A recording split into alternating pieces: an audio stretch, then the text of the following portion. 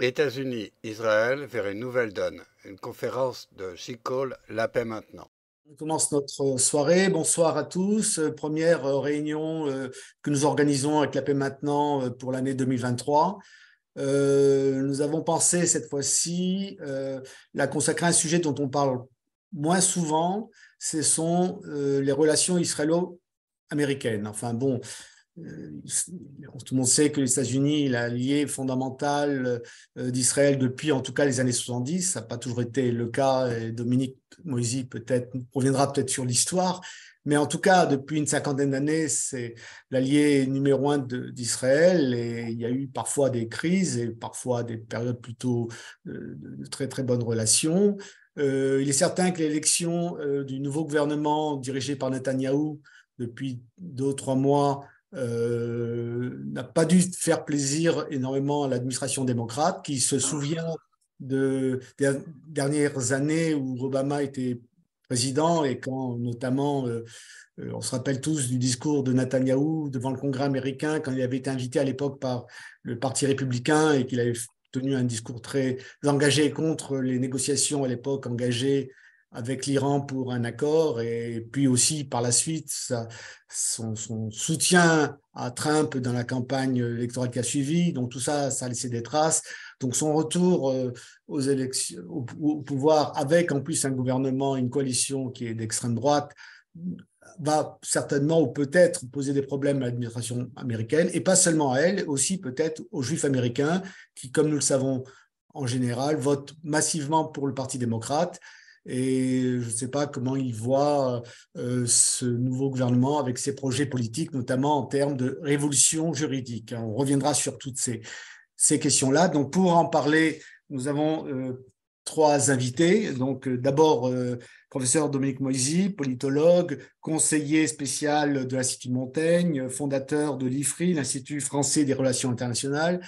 Donc, Dominique commencera à intervenir en premier, puis Danishek, nous connaissons tous à Paris et en France, puisqu'il a été ambassadeur d'Israël il y a quelques années. Dani a aussi été, c'est moins connu, consul d'Israël à San Francisco, donc il connaît bien aussi la communauté juive américaine. Donc Dani interviendra en second. Puis on a demandé à Sébastien Lévy, qui est un correspondant d'un illustre magazine français qui s'appelle Les Cahiers Bernard Lazare, mais il vit aux États-Unis, il est israélo-franco-américain et il est membre de G Street. Ce serait bien d'avoir son témoignage de l'intérieur, parce qu'il connaît un petit peu la situation des communautés, de la communauté juive américaine et des institutions américaines. Voilà, j'ai essayé de planter le décor. Donc, en premier, donc, comme convenu, Dominique, c'est à vous d'intervenir. Puis, selon notre règle, Dany interviendra. Il y aura peut-être un dialogue entre eux. Puis, enfin, Sébastien. Euh, je crois que pour essayer de comprendre ce qui se passe aujourd'hui, il faut, me semble-t-il, mettre en parallèle trois événements. Le premier, c'est les conséquences de la guerre en Ukraine sur le regard que les États-Unis portent sur eux-mêmes et sur le monde. Le second événement, c'est bien entendu ce qui s'est passé politiquement en Israël avec l'arrivée au pouvoir de la coalition la plus droitière depuis la création de l'État en 1948. Et je crois le troisième événement, c'est quand même ce qui se passe en Iran et le regard que l'Amérique porte sur l'Iran avec cette double évolution, la contestation du pouvoir par la rue et un pouvoir qui se rapproche très dangereusement de l'arme nucléaire. Et ce sont ces points, me semble-t-il, qu'il faut avoir présents à l'esprit pour essayer d'aller au plus près de la situation actuelle. Alors, le premier point, c'est la guerre en Ukraine.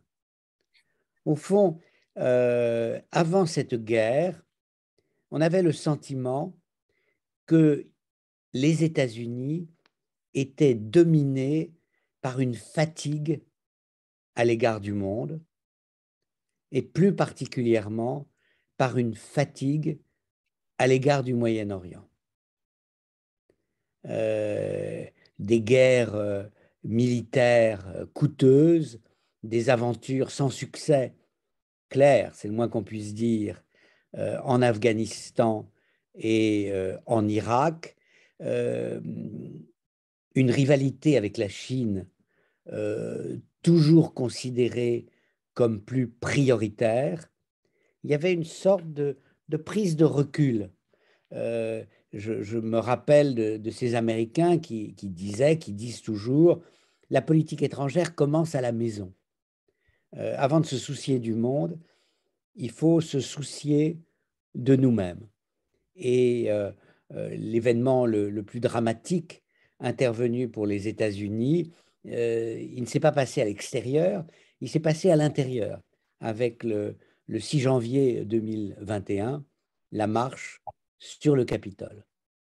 Et la contestation directe de la démocratie par ce qu'on peut décrire tout simplement comme une tentative de coup d'État par Trump et ses partisans pour dénier le résultat des élections de 2020 et garder le pouvoir.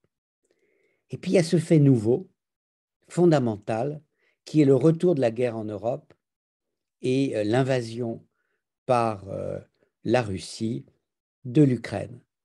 Et soudain, l'Amérique se retrouve dans la position qui avait été celle que décrivait Madeleine Albright. Rappelez-vous, Madeleine Albright était la secrétaire d'État de Bill Clinton de 2016 à 2020, et elle avait eu cette formule, l'Amérique est la nation indispensable, the indispensable nation.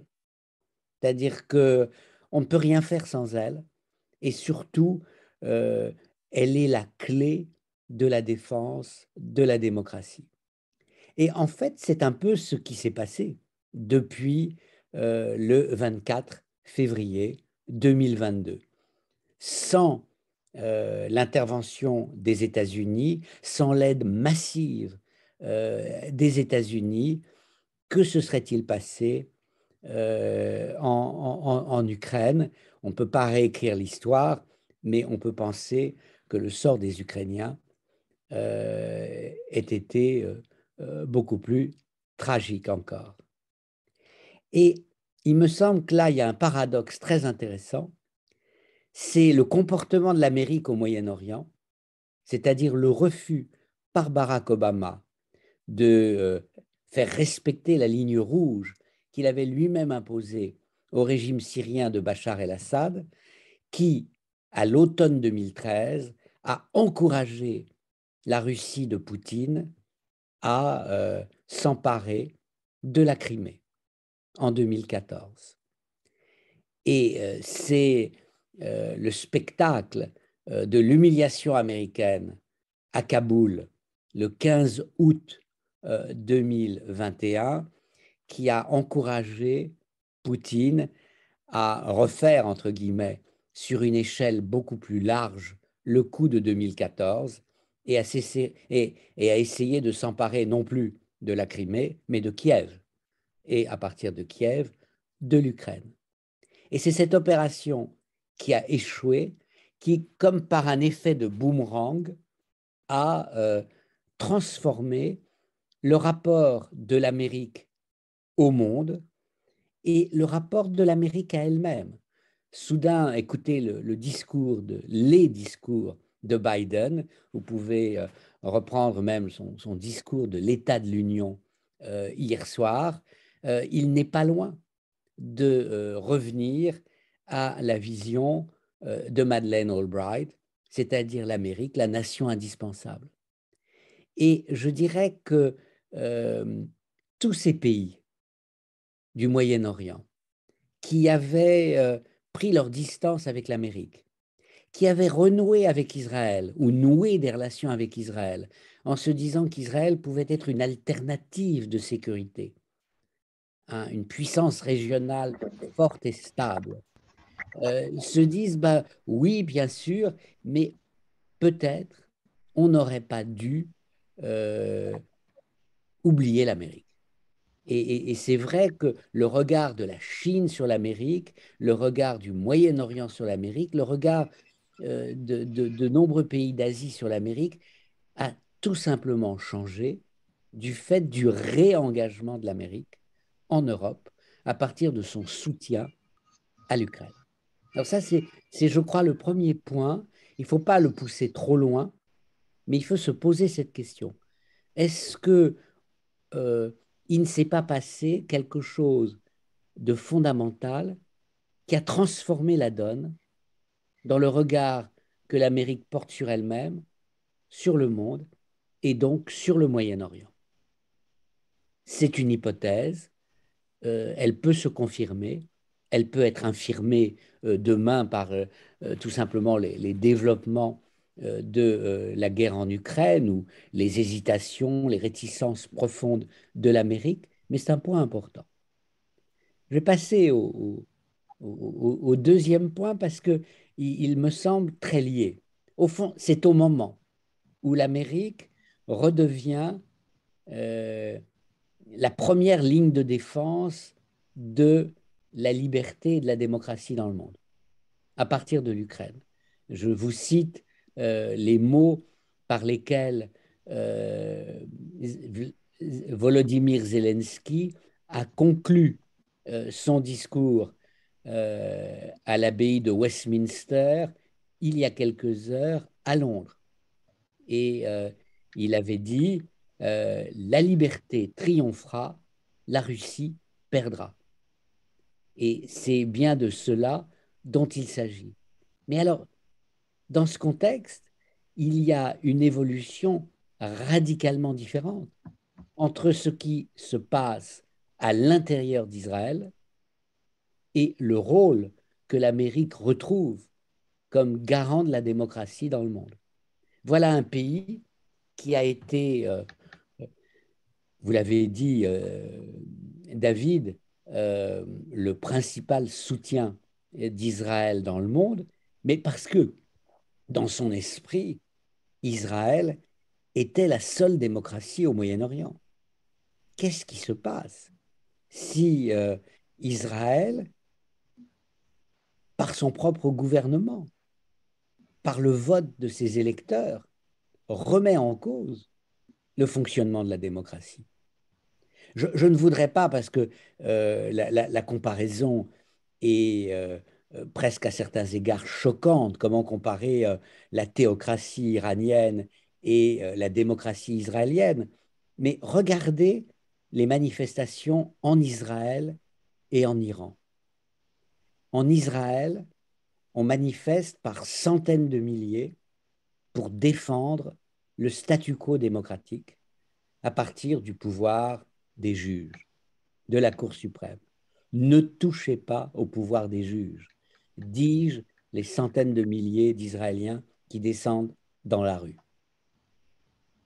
À Téhéran et dans d'autres villes israéliennes, qu'est-ce qu'on dit? Nous voulons la liberté et la démocratie, ce qui est incompatible avec le maintien du régime iranien actuel. On veut le statu quo hanté en Israël, on veut le changement de régime en Iran. Et dans ce contexte, il y a bien entendu un, un questionnement américain. Mais qu'est-ce que ce pays est devenu? Il a moins besoin de nous sur le plan de la sécurité qu'il y a 50 ans, et il est moins légitime à demander notre aide qu'il y a seulement 10 ans de cela. Et vous avez des commentateurs politiques très influents, très importants, comme Tom Friedman dans le New York Times, qui dit le seul moyen de sauver Israël de lui-même. La seule garantie de survie d'Israël, c'est l'intervention des États-Unis dans la vie politique israélienne. Si les Israéliens veulent qu'on les sauve, ils doivent se changer, ils doivent changer. Et il y avait cet interventionnisme, cet activisme de Tom Friedman qui a choqué beaucoup de Juifs en France, beaucoup d'Israéliens, mais qui traduit quelque chose. Et donc vous avez en fait aux États-Unis la cohabitation entre, je dirais, trois courants. Ceux qui, libéraux derrière Tom Friedman, veulent intervenir pour sauver Israël de lui-même. Ceux qui, derrière Trump et les Trumpistes, se sentent parfaitement à l'aise avec ce nouvel Israël et regrettent simplement de ne plus être au pouvoir au moment où Netanyahou et Ben Gvir le sont. Et puis il y a ceux, sans doute plus nombreux, qui disent mais qu'est-ce que c'est que tout cela?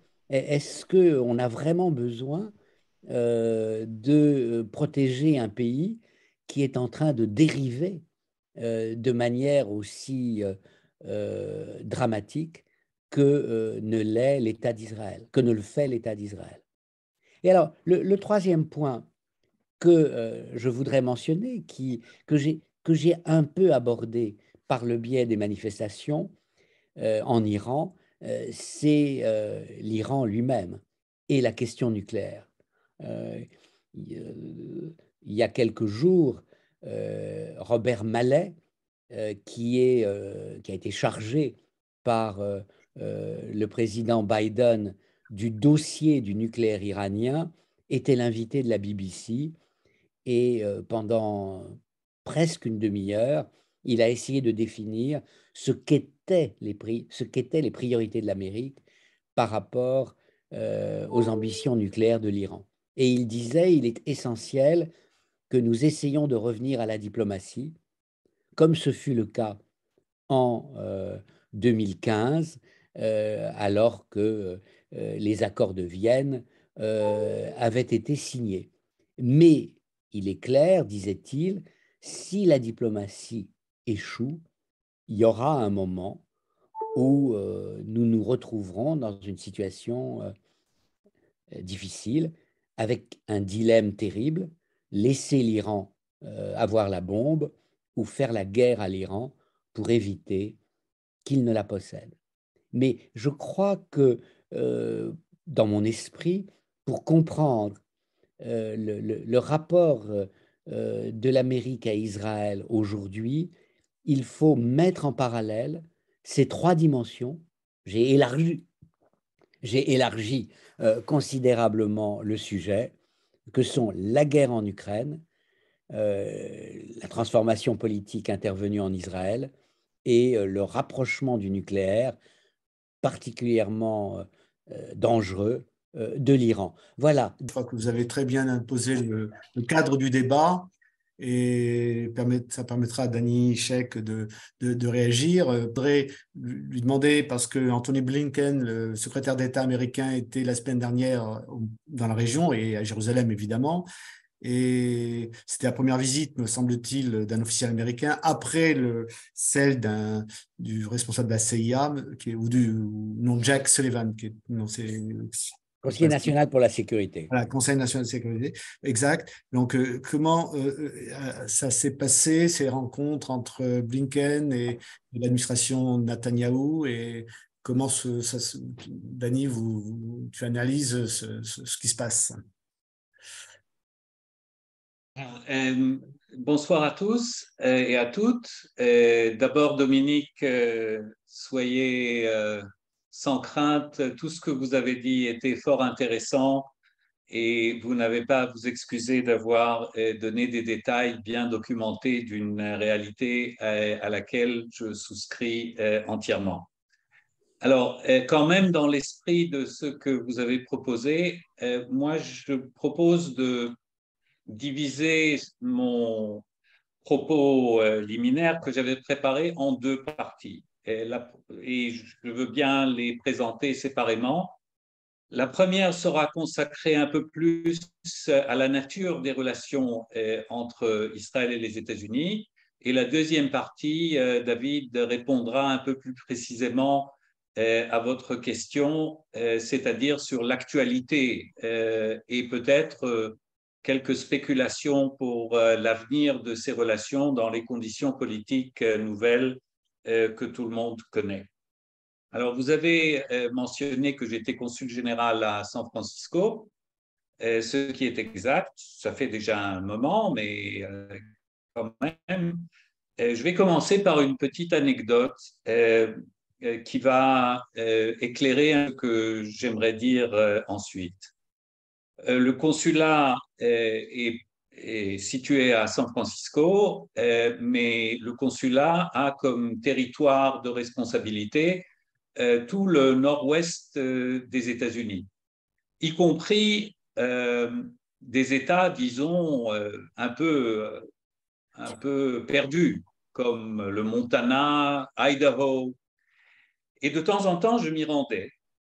Et spécifiquement pendant une visite à l'État de Idaho, dans une petite ville dont je ne me souviens même plus du nom, où siégeait une membre de la Chambre des représentants. Je suis allé donc la voir et on discute. Et c'est un État très agricole et donc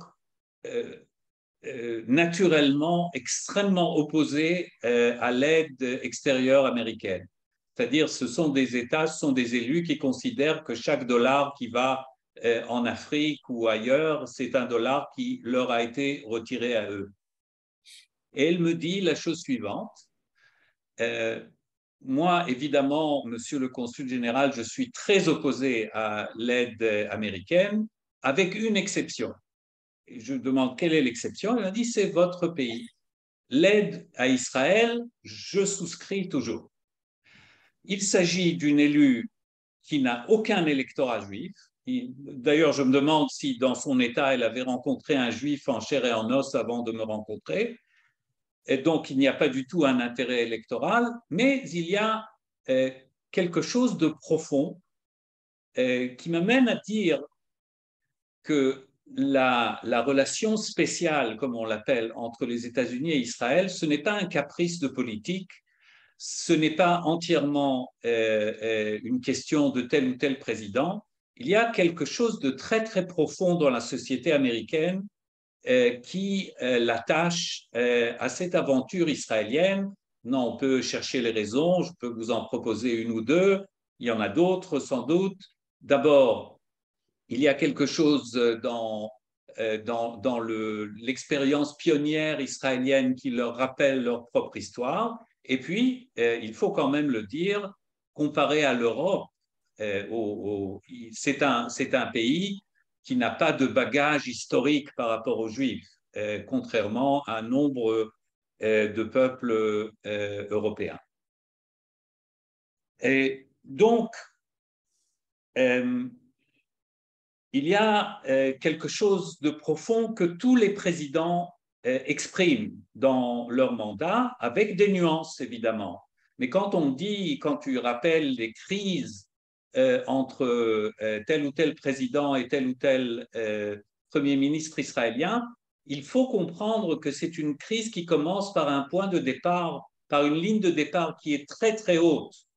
Et donc, même s'il y a un problème, et même s'il y a une certaine tension personnelle entre les deux, rarement ça arrivera à un clash entre Israël et les États-Unis, notamment parce que le président n'est pas libre entièrement à prendre des décisions sur ce dossier, parce qu'il est face à un Congrès qui traditionnellement représente un soutien presque de bout à bout à Israël, bien sûr avec des exceptions, mais en gros, c'est ce qu'on appelle le bipartisan support for Israel, le soutien bipartisan républicain, démocrate pour quasiment tous les dossiers qui arrivent au Congrès concernant Israël, l'Iran, des questions stratégiques, des questions d'aide militaire, d'aide économique, soutien à l'ONU. Il y a beaucoup de sujets qui arrivent sur la table de la Chambre des représentants et du Sénat et sont systématiquement votés à une majorité massive. Je ne touche pas ici à la question de AIPAC, c'est une question intéressante. Peut-être s'il y aura des questions, je vais essayer d'expliquer le phénomène AIPAC et depuis quelques années J Street aussi. Il est important dans cette analyse, mais je le laisse de côté pour le moment. Je veux continuer par une petite analyse du cas Netanyahou. Comment lui a su approcher le dossier des relations avec les États-Unis. Bizarrement, Netanyahou, qui est sans doute l'élu israélien qui connaît les États-Unis le mieux, certains diraient à certaines périodes de sa vie qu'il connaissait les États-Unis mieux qu'Israël et la société américaine mieux que la société israélienne. Je ne sais pas si c'est vrai aujourd'hui, mais il y a eu des moments comme ça. Et pourtant, c'est Netanyahou, pendant les dernières années ou en fait pendant les mandats qui ont précédé cette coalition qui a perdu les élections maintenant, qui a survécu un peu plus d'un an, c'est lui qui a choisi de briser en quelque sorte cette approche bipartisane et prendre un risque de sacrifier le soutien bipartisan pour Israël au Congrès et dans la politique américaine en général, en choisissant de ne pas rompre avec les démocrates, mais entrer en confrontation avec une administration démocrate et quasiment sans se cacher, mettre tout son soutien et celui des forces politiques américaines qui le soutenaient dans la communauté juive ou dans la communauté chrétienne, les mettre au profit du Parti républicain et notamment du candidat à l'époque, Donald Trump. Donc, il a joué une fois et gagné, c'est-à-dire il a joué contre Obama, il est entré en confrontation directe, virulente avec le Parti démocrate, avec son fameux discours au Congrès contre l'accord sur le nucléaire iranien. Il a gagné dans le sens que c'est le candidat Donald Trump qui a gagné. Et donc, il a eu quelques années de lune de miel entre lui et l'administration américaine. Mais la deuxième fois qu'il a joué cette carte, il a perdu. Il a soutenu le candidat, pour la deuxième fois, c'était un candidat malheureux, Donald Trump, et c'est Joe Biden qui a été élu. Ils ont cohabité brièvement avant que Netanyahou perde les élections à son tour. Le voilà donc après une période, il faut le dire, extrêmement confortable entre le gouvernement précédent en Israël, à la fois Naftali Bennett, malgré les grosses divergences sur le dossier palestinien, et certainement avec Yair Lapid, qui était véritablement un chouchou dans l'administration Biden. Il n'a pas duré très longtemps, mais c'était une période de véritable intimité dans le dialogue, et pour mentionner notamment le dossier iranien que Dominique a si bien analysé tout à l'heure. Sur ce dossier-là, après des années où, face à une administration démocrate, il y avait eu des tensions et des clashs et des divergences, là, Bennett et Lapid avaient choisi la voie du dialogue, essayer de d'influencer la prise de décision américaine par le dialogue, et la porte leur a été ouverte, il faut le dire, parce que du côté américain, ils ont senti qu'il y a ici des interlocuteurs honnêtes, des interlocuteurs qui ne vont pas leur créer des surprises imprévues. Donc voilà un peu le background. J'ai donc mentionné le background du travail de l'administration Biden avec le gouvernement précédent. Puis, il y a une relation personnelle entre Biden et Netanyahu qui est très ancienne, vu que Joe Biden était membre du Sénat pendant des décennies et donc a rencontré Netanyahu sans doute des dizaines et des dizaines de fois, à la fois à Washington et en Israël. Mais c'est une relation compliquée, pas toujours facile. Il était quand même le vice-président de Barack Obama, donc les souvenirs ne sont pas extraordinaires, mais de part et d'autre, on maintient une façade de politesse pour ne pas montrer des a priori méchants. Netanyahu parle de Joe Biden, mon vieil ami Joe Biden que je connais depuis toujours, etc. Et Joe Biden parle moins de l'amitié, mais parle beaucoup aussi du fait qu'ils se connaissent depuis très longtemps. Puis il y a, il faut le dire, la tension qui monte dans les territoires, en Cisjordanie notamment, avec un pic qui se dessine dans le nombre de victimes, à la fois du côté palestinien et du côté israélien, et avec une véritable crainte que nous sommes dans une période que certains experts israéliens, et d'ailleurs le chef de la CIA hier, ont qualifié de pré-intifada. C'est-à-dire, ça leur rappelle quelques souvenirs des périodes qui ont précédé la première et la deuxième intifada. Disons que si en parallèle, ils écoutent les intentions, du moins dans les discours de campagne, de certaines composantes de cette coalition, et déjà quelques agissements de ce gouvernement, pas tellement directement dans l'intervention militaire en Cisjordanie, mais plus dans la division des pouvoirs avec la volonté de Bezalel Smotrich de recevoir sous sa tutelle certaines parties de la responsabilité sur les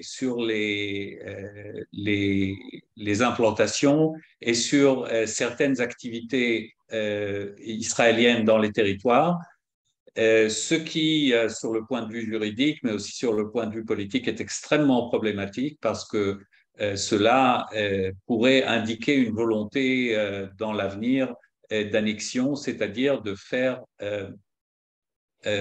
soumettre certains pouvoirs dans les territoires au gouvernement israélien et pas à son armée.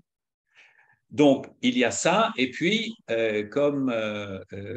comme Dominique l'a mentionné, et comme David, toi, tu l'as mentionné, et comme tout le monde le sait, il y a cette histoire de ce que le Likoud et ses partenaires appellent la réforme juridique, et ce que les opposants, à la fois à la Knesset, dans la vie intellectuelle, culturelle, et surtout les centaines de milliers de manifestants craignent, va bien au-delà d'une réforme du judiciaire, mais c'est en fait un changement, une sorte de changement de régime avec la disparition en fait des séparations des pouvoirs, parce qu'il faut le comprendre, en Israël, il y a sur le papier les trois pouvoirs, l'exécutif, le législatif et le judiciaire, mais en Israël, politiquement, dans la réalité, l'exécutif et le législatif sont un, parce que le Premier ministre n'est pas élu au suffrage universel, parce que le gouvernement émane en fait de la Knesset et donc automatiquement jouit d'une majorité, et ce n'est pas un contre-pouvoir. Donc le seul contre-pouvoir, c'est la justice, et notamment la Cour suprême, et c'est à elle que Yariv Levin, le ministre de la Justice, et d'autres leaders de la politique de droite, extrême droite, veulent s'en prendre.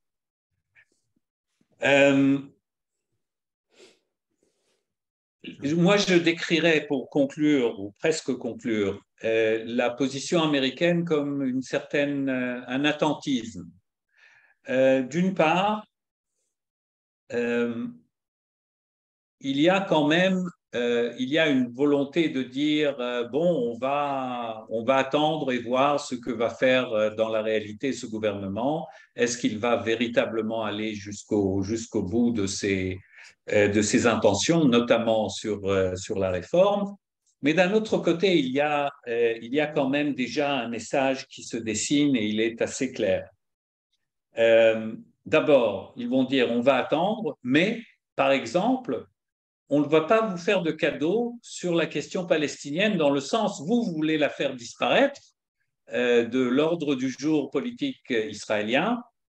C'est peut-être, vous trouverez des justifications à ça, mais nous, Américains, on ne va pas vous laisser faire. On va maintenir la question palestinienne et notamment la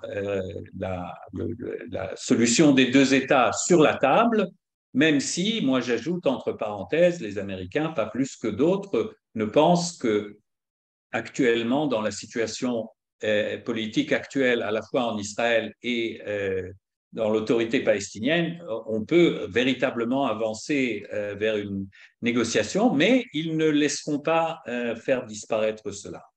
Et le deuxième message, qui est sans doute le plus important, et que Anthony Blinken, le secrétaire d'État, a dit très clairement, mais que nous allons, à mon avis, entendre répéter maintes fois, c'est de dire la relation spéciale, cette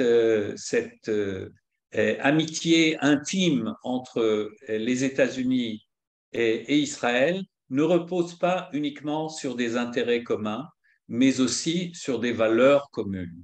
Et dans les valeurs communes, il y a évidemment les grands principes de la démocratie, comme il faut l'interpréter véritablement, et pas la démocratie style Viktor Orban, qui est en fait, qui ne maintient que le gouvernement de la majorité, c'est-à-dire c'est le seul critère qu'il maintient. Pour les États-Unis, c'est aussi les droits de l'homme, la liberté de parole, la liberté de création, la séparation des pouvoirs, l'indépendance de la justice, etc., etc., etc. Et cela, ils vont, à mon avis, continuer à le répéter, comme d'ailleurs l'a fait Emmanuel Macron de manière plus discrète, parce qu'il ne l'a pas fait publiquement. Il l'a juste laissé fuiter au journal Le Monde, ce qui revient au même, sauf les symboles. Dernier mot, c'est de dire qu'après juste quelques semaines et une visite américaine de haut niveau, ou deux, et une visite à l'étranger à Paris, je peux déjà promettre à Netanyahou qu'il y aura dans tous ses contacts avec les leaders du camp de la démocratie, des démocraties libérales, du moins, il y aura un nouveau paragraphe dans l'ordre du jour des entretiens. Et pour la première fois, il ne concernera pas ce qu'Israël fait, mais ce qu'Israël est, ou ce qu'Israël est en train de devenir. Et c'est un gros changement, c'est vraiment, vraiment dramatique, et à mon avis, ça va s'installer et ça va rendre la vie de Netanyahou dans ses entretiens internationaux plus difficiles.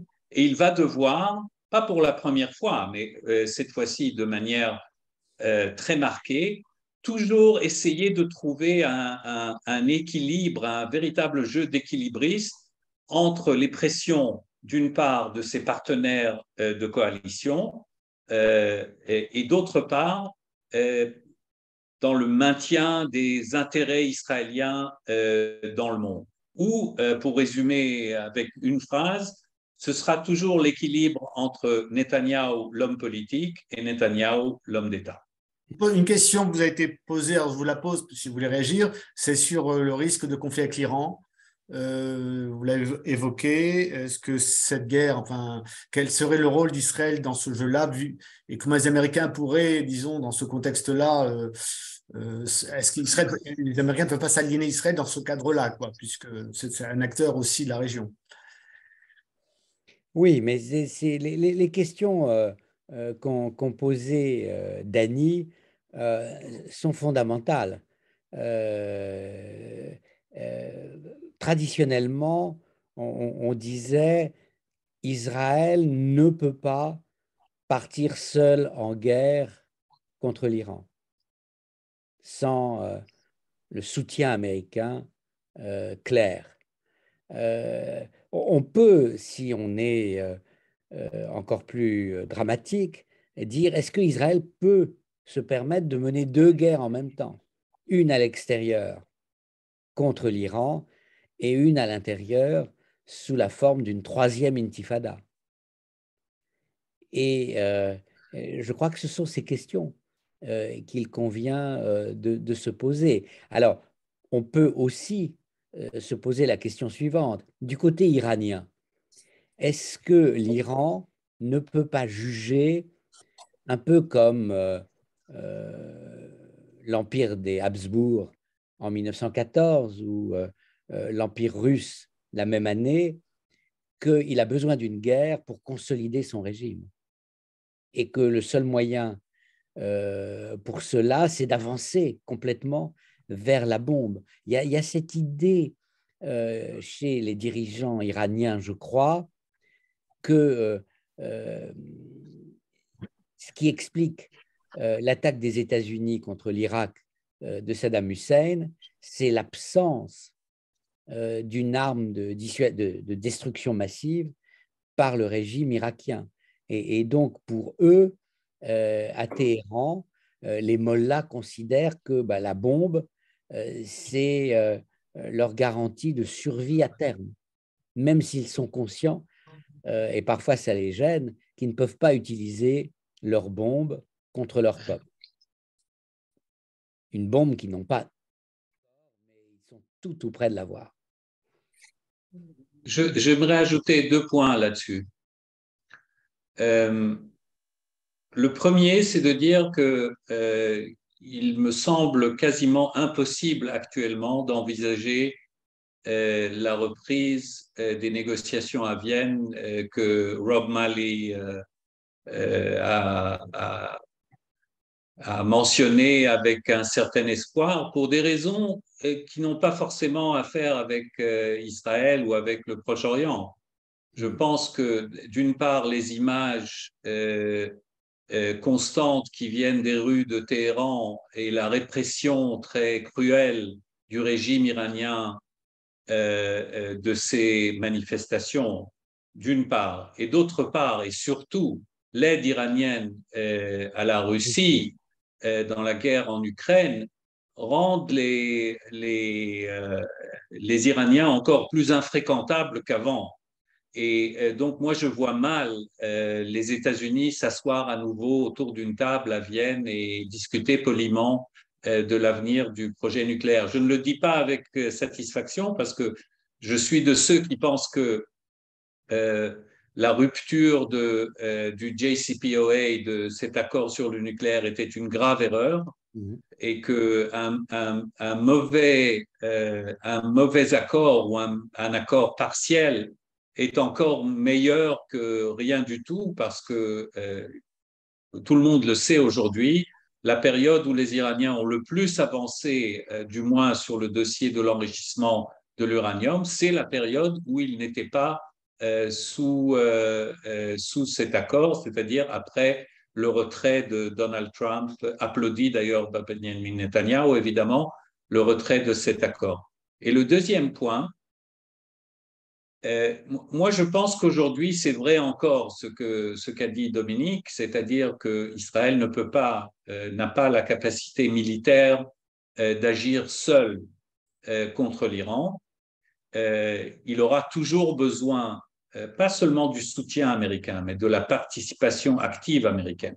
Je parle d'aujourd'hui, je ne sais pas, peut-être dans 2 ans, 3 ans, 4 ans, les choses seront différentes. Mais il faut comprendre, même les gens les plus proches et les grands admirateurs de Netanyahou vous diront qu'il a une obsession sur le dossier iranien et il est obsédé par cette mission dont il se sent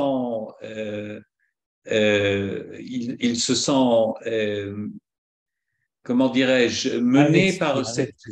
Investi. Oui, exactement. Qu'il doit sauver le peuple juif et l'État d'Israël de l'anéantissement par l'Iran. Maintenant, je dirais entre parenthèses que ça me semble toujours problématique quand on est dirigé par quelqu'un qui a une obsession, quelle qu'elle soit. Mais en tout cas, c'est le dossier qui le motive le plus. Et donc, il va essayer, pendant l'année qui vient, à mon avis, essayer de convaincre les alliés les plus proches, c'est-à-dire les États-Unis. Je ne doute pas qu'il l'a déjà fait d'une certaine manière avec Emmanuel Macron il y a quelques jours, d'essayer de les mobiliser, du moins dans la théorie, dans un cas de figure où il y a une impasse diplomatique totale et où les Iraniens sont vraiment sur le bord d'arriver à la bombe nucléaire et d'envisager une alternative militaire. Il y a une troisième dimension des relations israélo-américaines, c'est avec la communauté juive américaine. Et c'est là où je demande donc maintenant à Sébastien d'intervenir, d'apporter un peu ton regard de l'intérieur.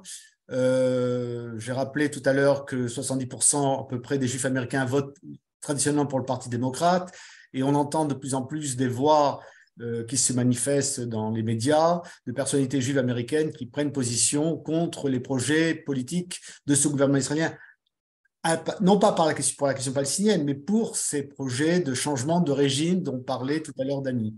Alors, tu vois ça, est-ce que tu peux nous éclairer? Ok, bonsoir à tous, bonjour pour moi. Ce que je voudrais dire d'abord, c'est que, et je voudrais rebondir sur ce qu'avait dit Dominique Moïse sur l'article de Tom Friedman, ce qui est très intéressant aujourd'hui dans les voix des Juifs américains qui s'élèvent contre ce projet de réforme judiciaire en Israël, c'est que ça dépasse de très très loin, je dirais, les activistes classiques ou l'aile gauche en fait chez les Juifs américains. Ce sont des Juifs centristes comme Tom Friedman, voire des Juifs plutôt à droite comme Alan Dershowitz, qui a été l'avocat, par exemple, qui a défendu Trump au cours de son impeachment, qui a énormément conseillé le gouvernement israélien, notamment Netanyahou, qui est un ami proche de Netanyahou, et qui a vraiment tenu des propos extrêmement durs sur cette réforme judiciaire.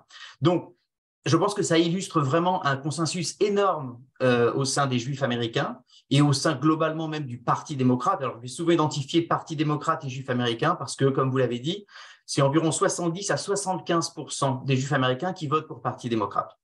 Donc ça, je pense que c'est un élément qui est important.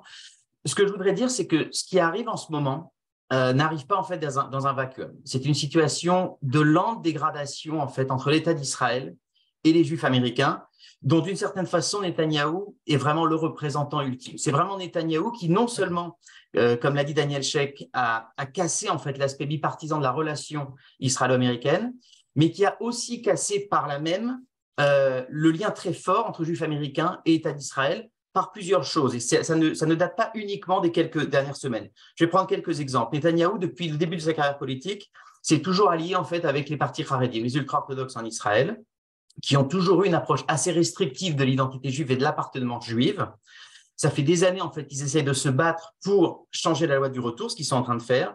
Ça fait des années que les Haredim refusent aux Juifs réformes, donc les Juifs libéraux pour faire simple et conservatifs, Massortim, l'accès au mur des lamentations.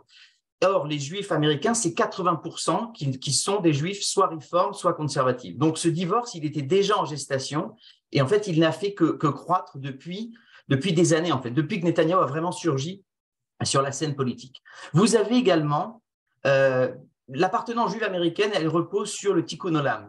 Alors ils le disent avec leur accent, moi j'aime beaucoup, ils disent tikkun olam, et c'est-à-dire c'est le fait de dire je suis juif parce que par mes actions. C'est pas uniquement par le fait de manger kasher, on l'a dit, c'est surtout des juifs libéraux et conservatifs, donc ils ont une approche assez libérale également de la cacheroute.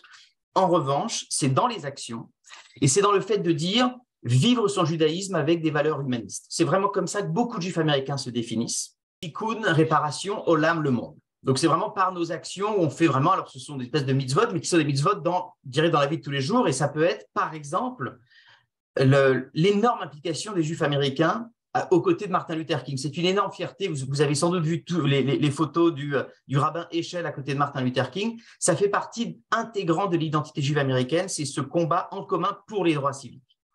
Donc, vous avez leur appartenance, vous avez le Tikkun Olam, et dans ce cadre du Tikkun Olam, les 55 ans d'occupation, ça compte. Et ça compte de plus en plus. Il s'identifie de plus en plus à un parti démocrate qui est de plus en plus sensible au thème de la démocratie. Donc oui, le thème palestinien monte de plus en plus au sein du Parti démocrate et donc au sein des Juifs, en particulier des jeunes Juifs américains. Il y a un écart très net entre les Juifs de plus de 50 ans et les Juifs de 25-35 ans sur la question palestinienne. Donc, je dirais que cet éloignement, ce divorce, ça fait des années en fait qu'il existe, ou en tout cas qu'il est en train de se produire en fait sous nos yeux.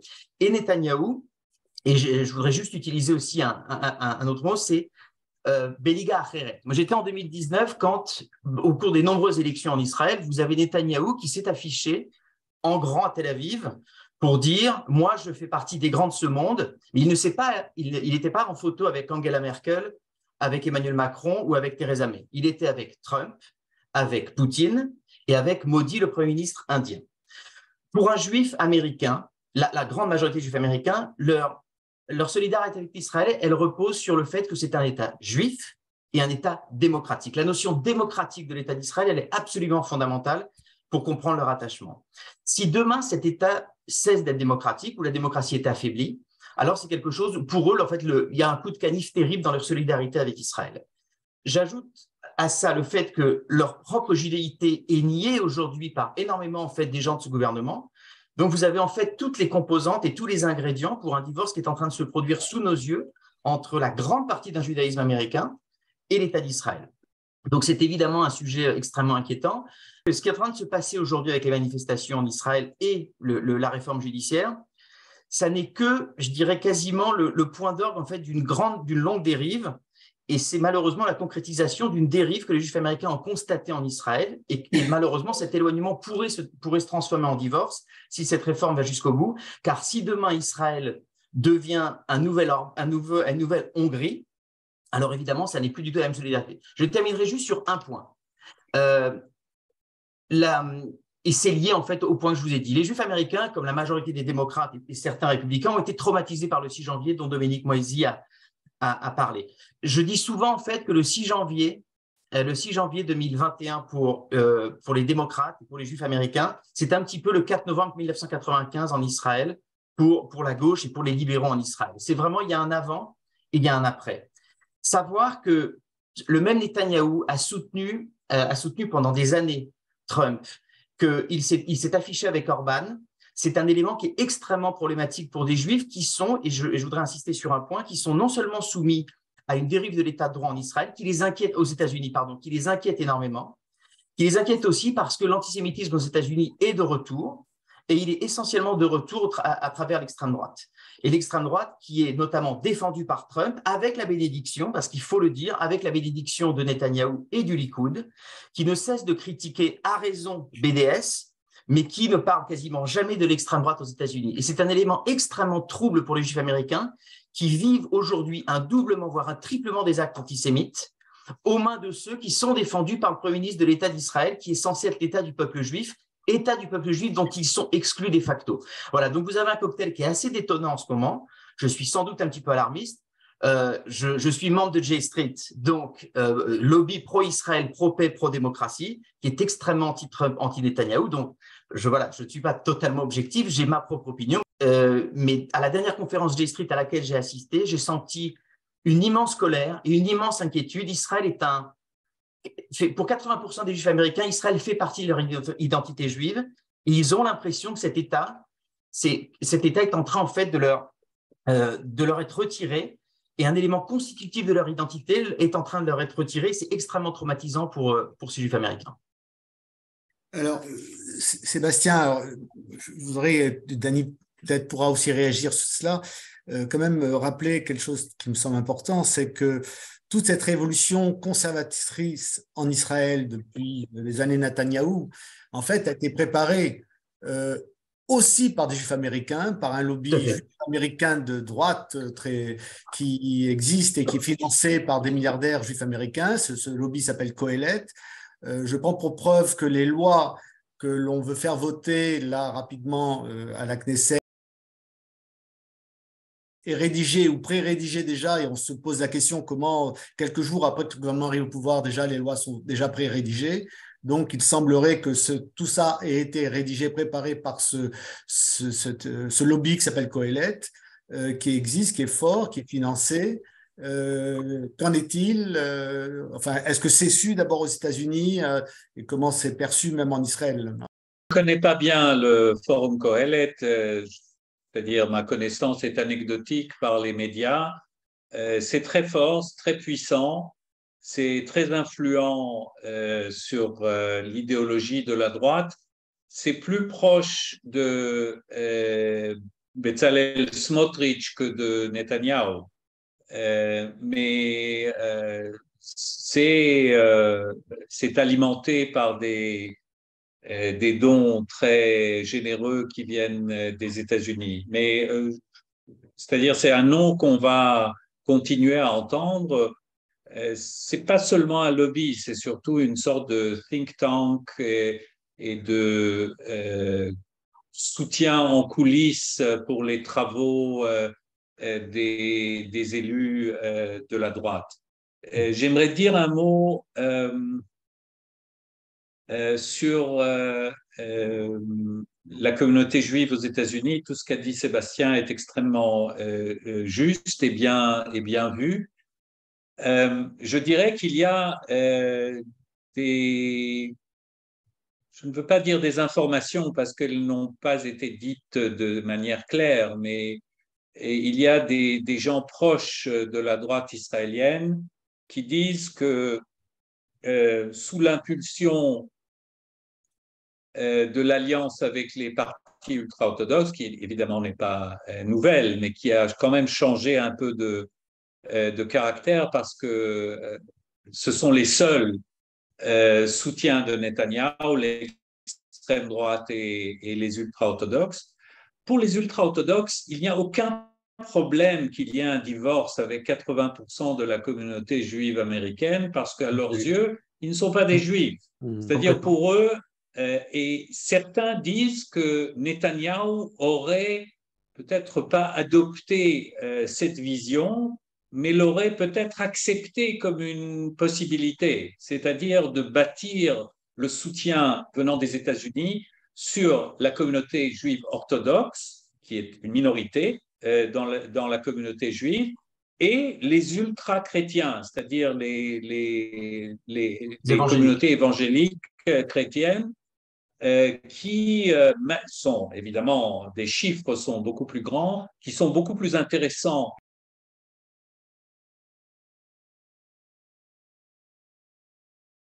juifs parce que, surtout pour les républicains, parce qu'ils votent républicains et parce qu'ils sont en nombre beaucoup plus nombreux que les juifs. Et donc, il y a une véritable possibilité qu'entre les intérêts politiques en Israël et le sentiment de cette grande partie de la communauté juive américaine d'avoir été écartée de la réalité israélienne, à la fois sur le plan religieux, comme Sébastien l'a décrit, mais aussi sur le plan de leurs valeurs démocratiques. Il y a ici un véritable danger d'un divorce. Et je voudrais rajouter un petit point.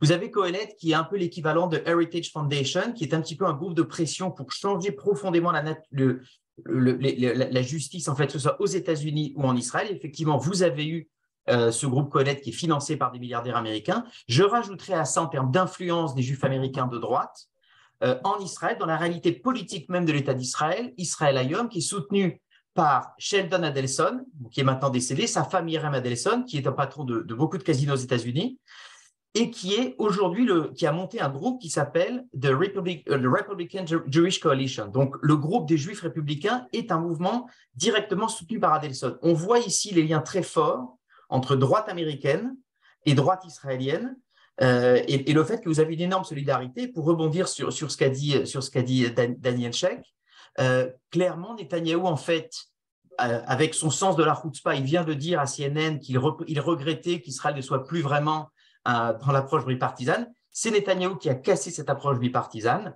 en donnant évidemment priorité aux chrétiens évangéliques et au Parti républicain. Je voudrais juste citer, pour notre auditoire, je voudrais juste citer une citation de John Hagee. Quand Netanyahou vint aux États-Unis, il ne va plus rencontrer véritablement les juifs libéraux ou conservatifs. En revanche, il va voir John Hagee, qui est le leader des chrétiens évangéliques américains. Et je vais juste vous citer, parce que je n'ai pas pu le croire moi-même, mais John Hagee a quand même osé dire que Hitler était un chasseur envoyé par Dieu pour tuer les juifs pendant la Shoah, qui refusait de se rendre en Israël.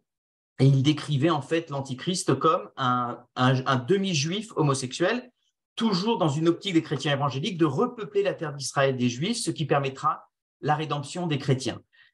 C'est cette personne que Netanyahou préfère aux Juifs américains. Vous pouvez imaginer ce que ça veut dire pour un Juif américain de sentir ça de la part d'un Premier ministre qui est d'un État qui est censé les représenter. C'est extrêmement douloureux. C'est anecdotique et ça ne doit pas être jugé trop important, mais la semaine dernière, la presse a rapporté des faits de vandalisme commis dans des églises de Jérusalem par des extrémistes juifs américains. C'est-à-dire qu'il y a quelqu'un qui s'est mis à casser des statues du Christ, de la Vierge, etc., et de manière assez systématique dans plusieurs églises de Jérusalem. Alors, comment un chrétien évangéliste peut réagir à cela? On a souvent dit que spontanément, ils étaient tout à la fois pro-Israël et antisémites. Mais l'évolution d'Israël qu'ils voient est une évolution qui favorise ce type de comportement. Donc, quelles peuvent être les conséquences d'actes de ce type sur la psyché des chrétiens évangélistes dans leur rapport aux Juifs les plus... Oui, je crois. Je n'ai pas trop vu aujourd'hui dans la presse américaine, vous avez complètement raison. Quand c'est arrivé, j'ai pensé exactement à ça. Je me suis dit, là, il y a quand même une contradiction, je ne vois pas comment ils pourront défendre. Je n'ai pas eu d'écho. Ce qu'il faudrait voir, c'est est-ce que ça va être repris sur Fox News? J'en doute même fortement. Je pense qu'ils vont présenter ça comme des actes de vandalisme isolés. Et je ne serais pas surpris pour le coup qu'un Netanyahou, qu'un Ben Gvir dénoncent fortement. Je pense qu'ils ont tout intérêt à faire. Mais c'est vrai que là, pour le coup, on a à la frontière effectivement des choses très très troubles qui peuvent se produire. Vous avez complètement raison. Mais je n'ai pas la réponse. C'est vrai qu'il y a des incidents dans les églises qui inquiètent de plus en plus. Beaucoup ne sont même pas rapportés par les médias. Mais je fais partie d'un petit groupe d'anciens diplomates qui suivent et qui essayent d'aider les personnalités à la tête des diverses églises à Jérusalem. Mais ça n'aide pas évidemment à l'image de ce gouvernement et de ce qui se passe dans... C'est pas que ça vient du gouvernement, les harcèlements, mais ils sont trop facilement tolérés par la police. Bien, bon, écoutez, les questions en fait majeures ont été posées. Certaines concerne plutôt la situation interne israélienne, l'évolution de ces manifestations, les risques de changement de régime ou pas. Il me semble que Netanyahou ne s'attendait probablement pas à une telle réaction d'opposition. Au-delà des éternels gauchistes, entre guillemets, il y a une opposition maintenant, je dirais, de toutes les élites israéliennes, notamment économiques, de la high-tech, et ça, je pense qu'il me semble-t-il, il ne s'y attendait probablement pas. Et est-ce que ça limitera ou pas ses intentions? Oui. Je ne sais pas s'il s'attendait ou pas, probablement pas à cette ampleur. Et la véritable question, c'est est-ce qu'il y aura suffisamment de force derrière ces groupes d'opposition pour maintenir la pression pendant longtemps. Et il faut dire, les manifestations dans les rues ne suffiront pas, à mon avis, même si elles sont vraiment très, très impressionnantes. C'est-à-dire, c'est 5 ou 6 semaines déjà, des semaines d'hiver, ou même à Tel Aviv, des samedis sous la pluie et le froid, avec plus de 100 000 personnes à Tel Aviv et 150 ou 160 ou 170 à travers le pays, y compris dans des villes réputées de droite, et avec la participation de public et de parties de la société vraiment très, très variées, très diversifiées, c'est important. Mais plus important, à mon avis, sera la capacité de grève dans certains secteurs. Alors, tu as mentionné le high-tech, où il faut comprendre, ce ne sont pas les employés qui se mettent en grève, ce sont les sociétés elles-mêmes. C'est-à-dire la direction des sociétés qui, un jour par semaine ou de temps en temps, mettent leur entreprise en grève pour descendre dans les rues et manifester. Il y a vraiment beaucoup de groupes professionnels ou autres qui se sont organisés, y compris même des anciens diplomates dont je fais partie, qui ont publié quelques lettres ouvertes à Netanyahou pour avertir des dégâts que cette réforme va ou pourra apporter à nos relations extérieures, et nous continuerons à agir, mais il y a des médecins, des juristes, des économistes, etc., etc. Et ça, c'est quelque chose qui va Des militaires faire mal. aujourd'hui. Oui, des anciens militaires. Mais la grande question, à nouveau, je reviens à cet équilibre. À qui il va écouter plus? Est-ce qu'il va écouter la rue et la société civile, ou est-ce qu'il va devoir écouter ses partenaires à droite, Ben Gvir et Smotrich et les ultra-orthodoxes, sur lesquels il dépend politiquement? C'est une véritable question, d'autant plus, on n'a pas mentionné, mais il y a aussi un aspect de son destin personnel devant la justice. Il s'attend à ce que certaines facettes de cette réforme judiciaire seront bénéfiques pour lui, pour le devenir de son procès, qui, même s'il peut durer encore des années, est quand même en toile de fond. Donc, je ne sais pas. Ses partenaires, pour le moment, sont euphoriques. Ce qui, dans une certaine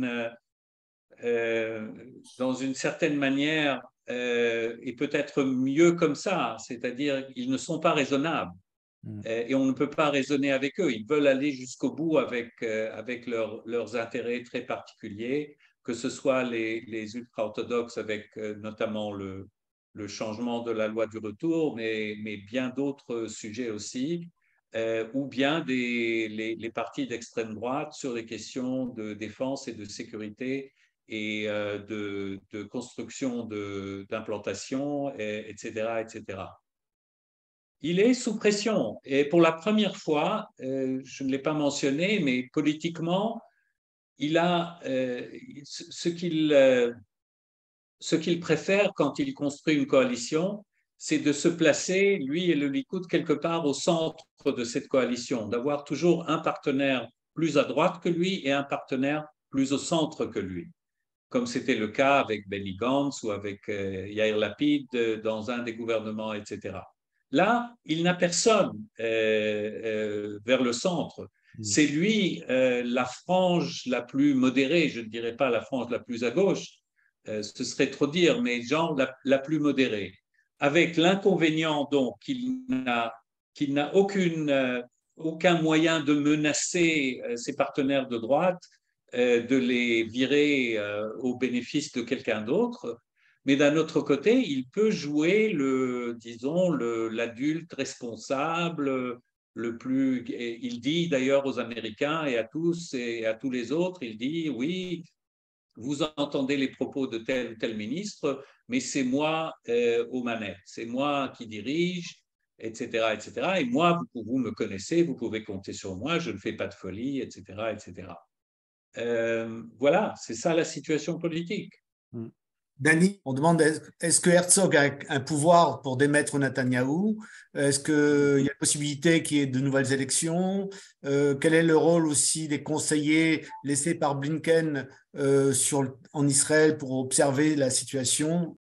Non, Herzog n'a aucun pouvoir sur le Premier ministre ou le gouvernement. Il n'y a que la Knesset qui peut dissoudre le gouvernement, qui peut le virer, ce qui n'est pas impossible à un moment ou à un autre, mais ce n'est pas d'actualité. Pour le moment, ce gouvernement jouit d'une majorité de 64 sur 120, ce qui, dans les réalités politiques israéliennes, est considéré comme une majorité solide.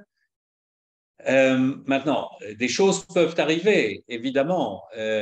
Par exemple, si les partis d'extrême droite sont intransigeants et mettent des pressions sur Netanyahou de construire 20 000 logements dans les territoires ou d'annexer la zone C ou que sais-je, il n'aura pas le choix. Il va devoir les virer et essayer de convaincre un Benny Gantz, par exemple, de rejoindre sa coalition pour les remplacer, ou bien de se représenter à de nouvelles élections. Mais ce n'est pas du tout d'actualité. Il faut dire que le président Herzog, pendant ces dernières semaines, fait des efforts un peu pathétique, si je dois m'exprimer poliment, de médiation entre la coalition et l'opposition sur la question de la réforme. Il a proposé de geler le processus de législation pendant 10 jours et pour que tout le monde s'assoie autour d'une table pour en parler. Il a reçu une fin de non-recevoir du ministre Yariv Levin et de Benjamin Netanyahu, et donc c'est tombé à l'eau. Il est sous énormément de critiques du centre-gauche, qui trouve qu'il ne joue pas suffisamment son rôle, celui qui représente l'État et pas une formation politique, doit se présenter en premier pour défendre les valeurs démocratiques de l'État. Pour le moment, il ne le fait pas.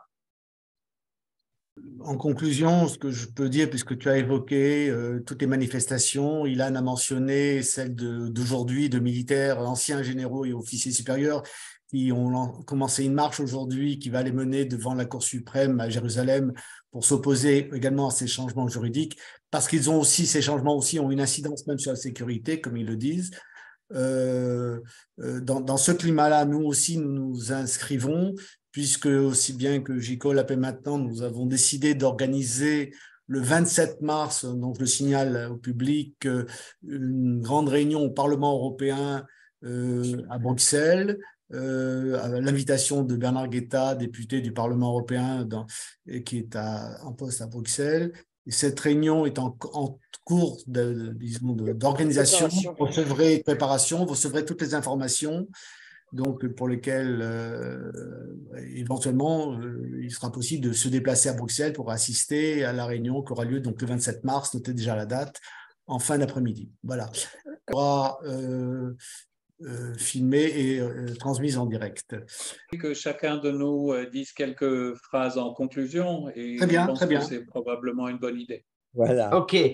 Ben, en fait, moi, alors là, je vais parler avec ma casquette à la fois de juif français, je reste évidemment un juif français, mais avec aujourd'hui ma casquette de lobbyiste J Street, je pense que c'est fondamental de faire pression à tous les niveaux qu'on puisse sur nos gouvernements, que ce soit en Europe ou aux États-Unis, parce que mes amis israéliens, ma famille israélienne, je crois, a besoin de ce soutien aussi qui viennent de la diaspora. Je pense que ça compte. Je pense que c'est quelque chose qui inquiète Netanyahou. Je m'étonne, je dois vous avouer, de l'absence aujourd'hui de communiqués d'intellectuels juifs français en France, alors que ça circule aux États-Unis en permanence. J'espère vraiment voir ça très prochainement. Je pense qu'il faut faire pression à tous les niveaux pour arrêter cette marche infernale qui, d'un point de vue juif américain, coupe ce lien si fort entre diaspora, en tout cas diaspora libérale et Israël, et ce qui est pour moi une source d'inquiétude énorme en tant que sioniste. Donc voilà, battons-nous.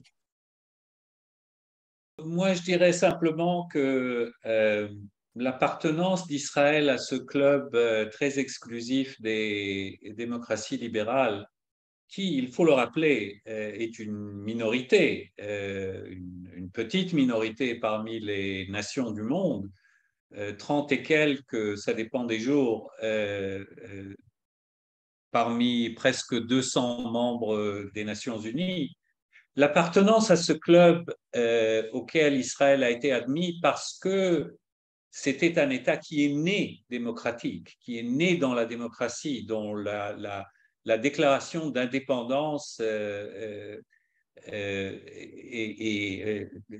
a jeté les bases et les fondements de ce que l'on appelle aujourd'hui l'État juif et démocratique. L'appartenance à ce club exclusif avait une importance immense pour Israël. Je le dis comme d'ailleurs tous mes anciens collègues et mes collègues actuels diplomates, dans la représentation d'Israël, c'était fondamental. Pas uniquement pour la question d'image, ce n'est pas une question de communication seulement, quoique c'est important, mais c'est stratégique, c'est-à-dire que sur qui Israël s'est reposé pour les alliances militaires, diplomatiques, stratégiques, politiques, économiques, etc., sur les démocraties, sur les grandes démocraties de ce monde. Donc, s'éloigner de ce club ou être éloigné de ce club peut avoir un prix considérable pour Israël. Je rappelle que Netanyahou, pendant ses derniers mandats, se sentait mieux en compagnie des populistes illibéraux qu'avec les grands démocrates. Mais aujourd'hui, il en a perdu quelques-uns de ses alliés. Vladimir Poutine, allié, oui, je pense que dans cette relation amicale qu'il revendique, Netanyahou, il y avait plus d'amitié de son côté vers Poutine que dans le sens inverse. Mais peu importe, il est infréquentable aujourd'hui. Bolsonaro a perdu les élections et s'est réfugié pas loin de là où se trouve Sébastien. Et même son grand ami et grand espoir américain, Donald Trump, aujourd'hui, son avenir politique est un peu plus incertain qu'il ne l'était avant. Et donc, il va devoir faire avec. Et à mon avis, il va devoir, si évidemment l'homme d'État va primer sur l'homme politique, comme j'ai mentionné tout à l'heure, il va devoir affronter les pressions de sa frange droite et religieuse et ne pas aller jusqu'au bout. Est-ce qu'il va le faire?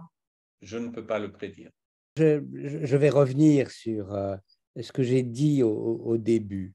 En réalité, ce serait catastrophique pour Israël de s'éloigner du camp de la démocratie au moment où ce camp est peut-être en train de se renforcer devant les échecs probables de Poutine en Ukraine, les difficultés majeures que connaît Xi Jinping en Chine après ses échecs dans la guerre contre le Covid. C'est au moment où les autoritarismes, où les populismes font la preuve de leurs limites que Israël choisirait le mauvais camp.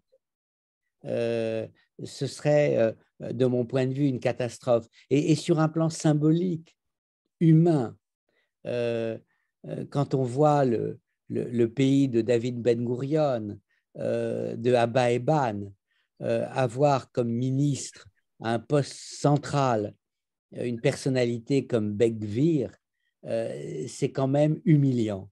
Et pour terminer sur une note à la fois tragicomique, un peu souriante, quand on pense que le poste qu'a occupé avec tant de talent Dany à Paris, on puisse parler de Meir Habib pour occuper ce poste. Donc, je dirais qu'il y a là quelque chose de triste, de choquant, d'humiliant même.